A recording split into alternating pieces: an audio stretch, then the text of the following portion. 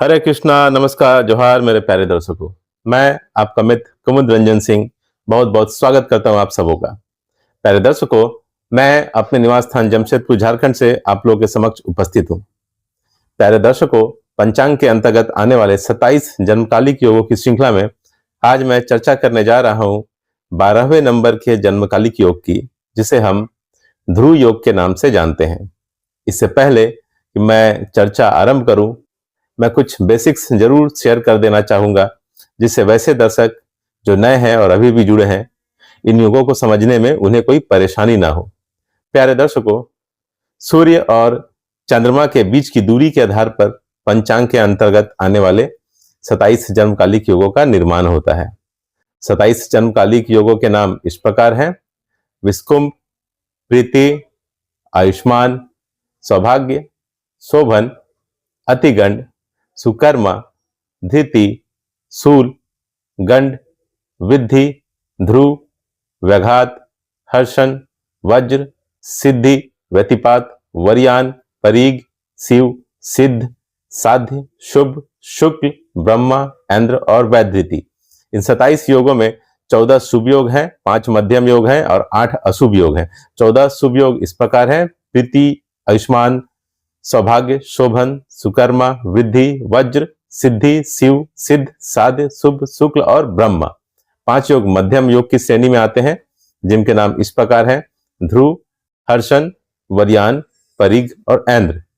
8 योगों को अशुभ योगों की श्रेणी में रखा गया है, जिनके नाम इस प्रकार हैं: विष्कुंभ, अतिगंड, धृति, शूल, गंड, व्याघात, व्यतिपात और वैधृति। इन योगों का प्रभाव इसमें जन्म लेने वाले के व्यक्तित्व पर तो पड़ता ही है, साथ ही साथ मुहूर्त शास्त्र में भी इसका व्यापक उपयोग होता है।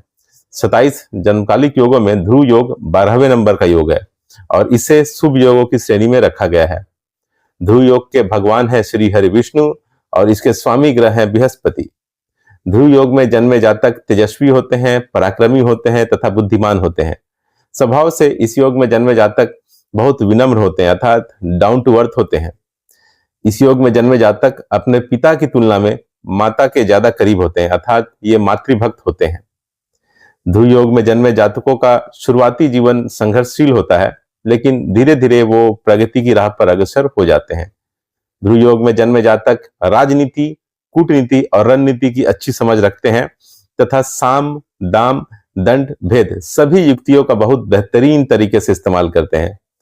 ध्रुव योग में जन्मे जातक बहुत इमोशनल और सेंसिटिव होते हैं तथा भविष्य के लिए बहुत दूरदर्शिता से निर्णय लेते हैं।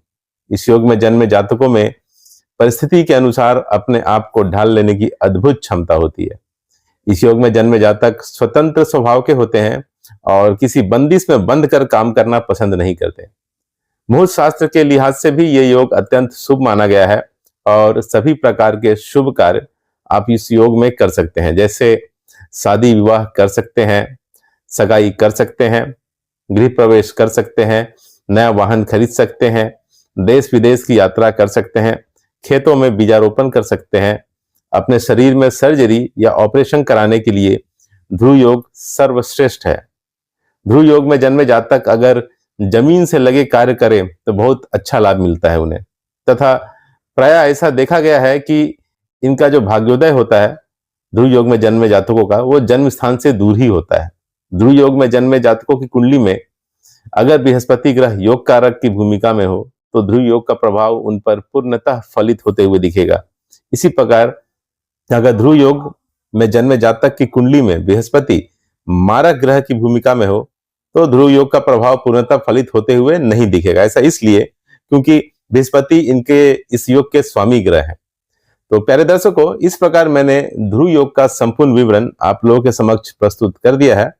कल फिर मिलूंगा एक नए योग के विवरण के साथ। तब तक के लिए नमस्कार, जय श्री कृष्णा।